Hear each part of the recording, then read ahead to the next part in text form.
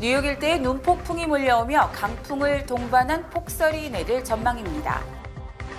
감염력이 더 세고 구별이 잘 되지 않는 스텔스 오미크론 변이가 뉴욕주에서 발견됐습니다. CVS, 월그린 등 대형 약국 체인들이 오늘부터 연방정부가 제공하는 N95 마스크를 무상으로 나눠주기 시작했습니다. 뉴욕 한인수사인협회 전 현직 회장들이 설 명절을 앞두고 퀸즈 플러싱 소방서에 대형 냉장고를 기증해 훈훈한 감동을 선사했습니다. 이상은 TKC 뉴스데스크 오늘의 주요 소식입니다. 전염력이 강한 변이와 실내 활동으로 인해 코비드-19 감염이 증가하고 있습니다. 그러나 우리 자신의 건강을 지키기 위해 취할 수 있는 조치가 있습니다. 백신과 부스터샷을 접종하세요. 증상이 있거나 여행 또는 모임 참석 시 코비드에 노출되었을 가능성이 있다면 검사를 받으세요. 백신을 접종했더라도 마스크를 쓰세요. 몸이 좋지 않은 경우 자택에 머무르십시오. NYC 확산을 막기 위해 앞으로 나아갑시다. 백신 접종소는 nyc.gov/covid 백신에서 확인하실 수 있습니다. 면역력 필수 시대. 기능성을 나라에서 인정받고 122년 역사가 증명한 6년근 홍삼의 면역력이 당신의 면역력이 될 수 있도록 기능성을 인정받은 면역력의 힘, 정관장. 시청자 여러분 안녕하십니까? 1월 28일 금요일 TKC 뉴스데스크 첫 소식입니다. 뉴욕 일대에 눈폭풍이 몰려오며 강풍을 동반한 폭설이 내릴 전망입니다. 겨울 폭풍 노리스터가 뉴욕과 뉴저지, 커네티컷 등을 강타하면서 금요일 밤부터 강풍을 동반한 눈이 내리기 시작할 것으로 예상됩니다. 국립기상청은 28일 밤부터 뉴욕 일원에 겨울 폭풍 주의보와 강풍 경보를 발령했으며 이 경보는 토요일인 29일 저녁 7시까지 이어집니다. 눈 폭풍에 대한 변동성이 큰 상태지만 현재 뉴욕시와 뉴저지 일원에는 약 8에서 12인치가량의 폭설과 함께 강풍이 예보돼 있습니다. 특히 롱아일랜드 동부, 커네티컷 동부 지역에는 시속 70마일이 넘는 강풍과 1피트 이상의 눈이 내릴 수 있어 주의하셔야겠습니다. 또 각종 시설 파손과 대규모 정전 사태가 발생할 수 있습니다. 주말 동안 기온도 크게 떨어져 화씨 11도에서 25도 사이를 오가며 강추위가 기승을 부릴 전망입니다. 감염력이 더 세고 구별이 잘 되지 않는 스텔스 오미크론 변이가 뉴욕주에서 발견됐습니다. 뉴욕주는 지난 7일부터 12일까지 BA2로 불리는 스텔스 오미크론 변이가 4건이 확인됐다고 공식 발표했습니다. 하지만 뉴욕주는 스텔스 오미크론 변이 발견이 감염자가 급상승할 것임을 의미하는 것은 아니라고 설명했습니다. 또 뉴저지주도 스텔스 오미크론 변이 3건이 발견됐다고 밝혀 뉴욕, 뉴저지를 비롯해 미 전역 20개 주로 확산됐습니다. 스텔스 오미크론 변이는 오미크론 변이보다 전염력이 1.5배 높은 것으로 알려졌습니다. 현재까지 최소 40개국에서 확인됐습니다. 이 변이는 기존 PCR 검사에서 다른 변이와 잘 구별이 되지 않는 것이 특징입니다. CVS, 월그린 등 대형 약국 체인들이 오늘부터 연방정부가 제공하는 N95 마스크를 무상으로 나눠주기 시작했습니다. 뉴욕, 뉴저지, 커네티컷 등은 오늘부터 마스크 배포를 시작했습니다. 참여하는 약국 체인은 CVS, 월그린, 듀안리드, 라이트에이드 등으로 마스크는 1인당 3개씩 받을 수 있습니다. N95 마스크는 매우 작은 입자를 95%까지 걸러낼 수 있으며 연방질병통제센터는 지난 14일 새로운 마스크 착용 지침을 발표하고 오미크론 변종 확산에 대응해 시민들은 N95와 같은 고기능 마스크를 써야 한다고 권고한 바 있습니다. 다만 배포되는 마스크는 성인용 사이즈로 어린이에게는 맞지 않습니다. 연방정부는 어린이용 마스크 배포도 조만간 시작할 예정이라고 전했습니다. 뉴욕 한인수사인협회 전 현직 회장들이 설 명절을 앞두고 퀸즈 플러싱 소방서에 대형 냉장고를 기증해 훈훈한 감동을 선사했습니다. 뉴욕 한인수사인협회 손영준 회장과 최연철, 곽호수 전 회장은 27일 플러싱 지역을 관할하는 엔진 273 레더 129 소방서에 대형 상업용 냉장고를 전달했습니다. 이번 기증은 소방서에 있던 구형 냉장고가 고장이 났다는 소식을 전해들은 3명의 전 현직 회장들이 개인적으로 돈을 모아 냉장고를 구입해 이루어졌습니다. 이렇게 참 이머전시에 수고하시는 분들이 우리가 사실 어떤 커넥션이 없어가지고 미처 우리가 이런 생각을 제대로 못했는데 이번 이런 기회로 삼아가지고 차후라도 우리가 어떤 도움이 필요하다든지 우리 단체가 어떻게 할 수 있는 그런 일들을 찾아서 하려고 그럽니다. 이 지역도 코리안 커뮤니티들이 많이 살고 있고 또 항상 도움을 많이 받고 있으니까 그런 뜻에서 우리가 그냥 좋은 일을 하자고 이렇게 좀 하게 된 겁니다. 앞으로도 이제 우리가 이 계기로 해서 여기 파이어 디파트먼트에서 뭐 필요한 게 있으면은 우리가 조금씩 도와줄 수 있는 그런 걸 이제 우리 뭐 협회 차원을 떠나서 우리 코리안 아메리칸으로서 우리가 그렇게 좀 할 생각입니다. 저희가 항상 9/11 때도 많은 수방대원이 돌아가셨고, 우리가 마음으로만 이렇게 가슴 아파했는데 조금이나마 이렇게 도움을 드릴 수 있는 그런 기회가 되어갖고 너무 기쁩니다. 대형 냉장고를 전달받은 케빈 캐시디 소방관은 세 분의 기부로 55명의 소방관들이 매일 든든한 식사를 할 수 있게 돼 감사하다고 말했습니다. And all the firefighters and the officers of Ladder 129 and Engine 273 show our gratitude towards the Korean Seafood Association and Senator Liu for helping us out. And, it's very nice to see the community come together. And a donation like this really makes us feel humble.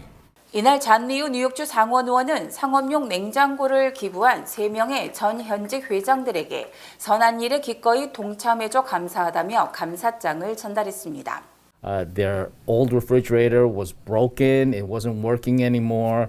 And so we reached out to the Seafood Association, Mr. Kwok, Mr. Son, Mr. Choi, and they immediately said, of course, we're going to help with a new refrigerator donation. And that's exactly what this is. It's a beautiful, large, and strong refrigerator because it's got to deal with the battering from like 50 firefighters here at this house. And so I just want to thank the Korean Seafood Association and the community for understanding what these firefighters do for our community.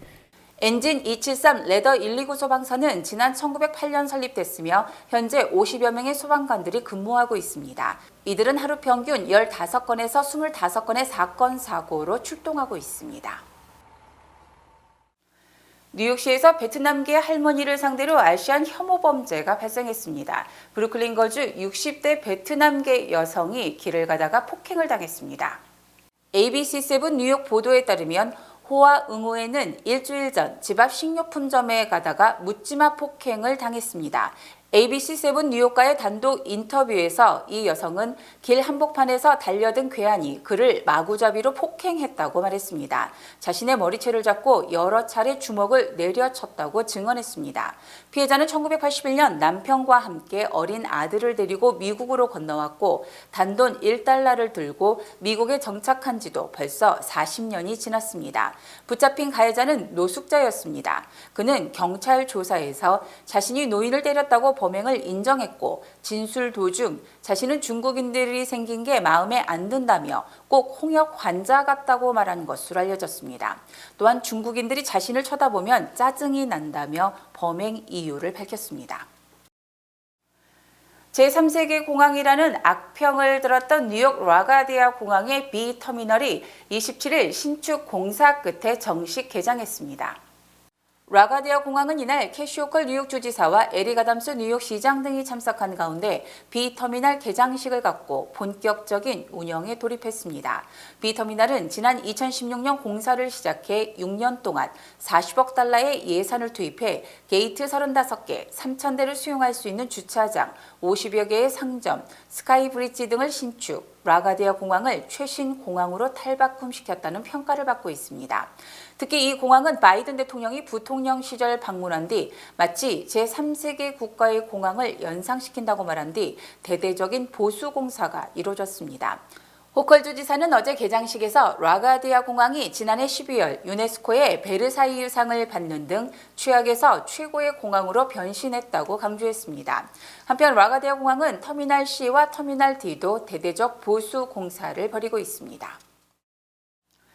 뉴욕주 온라인 스포츠 베팅이 폭발적인 인기를 끌면서 뉴욕주 세수 확보에도 큰 도움이 되고 있습니다. 뉴욕주 게임위원회는 지난 8일부터 온라인 스포츠 베팅이 시작된 뒤 16일까지 판돈이 무려 6억 300만 달러에 달하는 등 큰 인기를 끌고 있습니다. 이에 따라 온라인 스포츠 베팅 회사들의 총 이익이 4,820만 달러에 달했고 10년간 전체 이익의 51%를 세금으로 징수하기로 함에 따라 주정부가 2,460만 달러의 세수를 올렸습니다. 이는 펜실베이니아주의 지난해 11월 온라인 도박 세수 2,300만 달러보다 많은 것입니다. 반면 뉴저지주가 최근 4개월 연속 한 달 판돈이 10억 달러 이상을 기록했고 11월 세수만 1억 1,480만 달러에 달한 것에는 미치지 못하지만 크게 성장할 가능성은 충분합니다. 한편 모건 스탠리는 뉴욕주 스포츠 베팅 이익 규모가 올해 안에 6억 달러, 2025년 10억 달러를 돌파할 것으로 전망했습니다. 뉴욕주 고용 회복 속도가 전국 50개 주 중 49위로 전국 최하위권으로 조사됐습니다. 엠파이어 공공정책센터 분석에 따르면 지난해 12월 기준 뉴욕주 민간기업 일자리는 767만 개로 지난 2019년 12월보다 67만 9천 개, 약 8.1% 감소, 하와이에 이어서 두 번째로 많은 일자리가 줄었습니다. 같은 기간 미국 전체 민간기업 일자리는 1억 2,769만 개로 2년 전보다 209만여 개, 1.6% 줄어든 것을 감안하면 뉴욕주가 5배 이상 감소폭이 큰 것입니다. 특히 뉴욕시는 375만 4천 개에서 40만 6천 개로 9.8%, 나소 카운티는 8.0% 줄었습니다. 실업률 역시 뉴욕시는 지난 2020년 12월 11.6%에서 지난해 12월 7.9%로 감소했지만 뉴욕주 전체 실업률 5.1%보다 1.5배 이상 높았습니다. 또 뉴욕시는 전국 75개 도시 중 뉴올리언스에 이어서 두 번째로 일자리가 많이 감소한 것으로 집계됐습니다. 바이든 대통령이 북한 문제를 별다른 해법 없이 뒷전으로 밀어버렸다고 뉴욕타임즈가 비판했습니다. 뉴욕타임즈는 바이든은 북한 위기를 피할 수 있을까라는 제목의 기사에서 미국이 새해 북한의 탄도미사일 발사에 대해 유엔 안보리에 추가 제재를 요구하는 교과서적 접근을 시도했지만 중국과 러시아의 반대로 효과를 거두지 못했다고 지적했습니다. 뉴욕타임즈는 전임 대통령이 부과한 고강도 제재와 병행해 외교적 해법을 추진했지만 바이든 행정부는 외교적 접근법은 사실상 손을 놓고 있는 상태라고 주장했습니다. 특히 오바마 대통령은 지난 2016년 11월 대통령 선거에서 승리한 트럼프 당선자에게 북한이 워싱턴의 국가 안보 부분에서 최우선 순위가 돼야 한다고 조언했지만 당시 부통령으로 재직했던 바이든은 대통령 당선 뒤 북한을 뒤로 제쳐두고는 만족해하는 것처럼 보인다고 꼬집었습니다. 또 바이든 대통령이 주한미 대사를 지명하지 않는 것은 물론 성김 인도네시아 주재 미국 대사에게 대북 특별대표를 파타임 잡처럼 겸직시키고 있는 것도 문제라고 지적했습니다. 뉴욕타임즈는 대북 외교를 주도할 최고의 적임자는 웬디 셔먼 국무부 부장관이며 셔먼 부장관이라면 김정은의 측근과 직통 채널을 구축할 수 있을 것이라고 전망했습니다. 바이든 대통령 취임 이후 바다를 통한 해상 밀입국이 급증하고 있습니다. 뉴욕타임즈는 2021 회계연도 연방정부가 바다에서 체포한 밀입국 시도자가 3,200명을 넘는다고 어제 보도했습니다. 해상 입국자는 캘리포니아주에서 체포된 사람이 1,968명, 플로리다주에서 체포된 사람이 1,316명으로 집계됐습니다. 특히 2020 회계연도 플로리다주 체포 미립국자가 588명인 점을 감안하면 2배 이상 늘어난 것입니다. 뉴욕타임즈는 이민당국이 멕시코 국경지대의 경비를 강화함에 따라서 바다를 통한 미립국이 늘고 있으며 조직적으로 해상 미립국을 도와주는 범죄 조직이 받는 수수료도 육상보다 더 비싸다고 지적했습니다. 멕시코 국적자가 캘리포니아주로 해상 미립국하는 경우 수수료는 $15,000에서 $20,000, 멕시코 국적자가 아닌 경우 $70,000에 달하는 것으로 전해졌습니다. 우크라이나 사태와 관련해 러시아와 미국의 외교적 움직임이 계속되고 있는 가운데 2월 중순쯤에는 러시아의 공격이 이루어질 가능성이 있다는 관측이 나왔습니다. SBS 김윤수 특파원입니다. 지난달 15일 러시아는 옛 소련 국가들의 추가 나토 가입 배제와 러시아 인근의 무기 배치 금지를 주 내용으로 하는 안전보장 요구 문건을 미국에 전달했습니다. 블링컨 미 국무장관은 동맹과 협의를 거쳐 답변서를 만들어 전달했다고 밝혔습니다. The document we've delivered includes concerns of the United States and our allies and partners about Russia's actions that undermine security. 미국은 대화에 열려 있다며 외교적 해결을 강조했습니다. 외교 관리에 따라 답변서를 공개할 수는 없다면서도 나토의 개방 정책은 협상 대상이 아니라고 선을 그었습니다. 양보안을 선택하지는 않았다는 얘기입니다.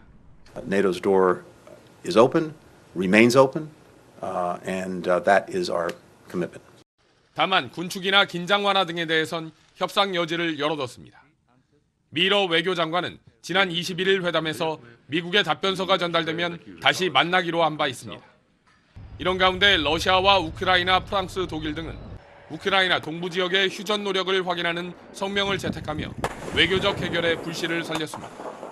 미 국무부는 여전히 러시아의 공격 가능성이 높다면서 공격이 이뤄진다면 러시아와 중국 관계를 감안할 때 베이징 동계올림픽 이후가 될 거라고 예상했습니다.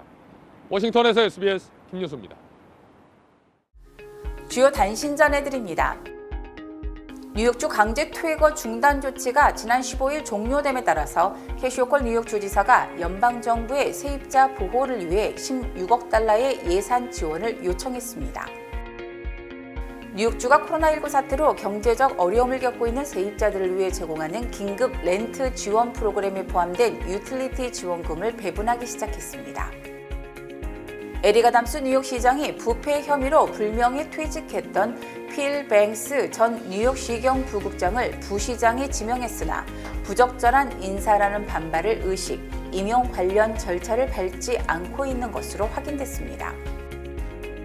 연방통신위원회 FCC가 차이나 유니콘 미국 자회사가 미국 안보에 위협이 된다며 미국 내 영업 허가를 전격 취소했습니다. 조 바이든 대통령이 27일 흑인 여성을 차기 연방 대법관으로 지명할 것이라고 밝혔습니다. 스티븐 브라이어 대법관이 사퇴 의사를 공식화하자마자 대선 공약을 이행하겠다고 강조한 것입니다. 조지 워싱턴 브리지와 링컨 터널의 통행료 징수 부스가 올해 중반 완전히 폐쇄되고 카풀 할인도 없어진다고 뉴욕 뉴저지 항만공사가 밝혔습니다. 국제 원유가가 지난해 50% 이상 상승한 데 이어서 올 들어서만 15% 올랐으며 올여름 배럴당 $100까지 오를 것으로 전망됩니다. 뉴욕시 공직자윤리위원회는 에릭 아담스 시장의 동생을 뉴욕시경 고위직으로 특채하는 것은 문제가 있다고 지적함에 따라 아담스 시장의 동생 버나드 아담스는 뉴욕시장 경호실 총책임자가 아닌 시장 경호실 선임 고문으로 근무하게 되며 연봉도 총책임자의 연봉 $21만 아닌 1년에 단돈 $1를 받게 됩니다. 계속해서 날씨 전해드립니다. 토요일인 내일은 강한 바람과 함께 하루 종일 눈이 내리겠습니다. 내일 아침 기온은 23도, 밤 최저 기온은 13도입니다. 해 뜨는 시각은 오전 7시 7분, 해 지는 시각은 오후 5시 8분입니다.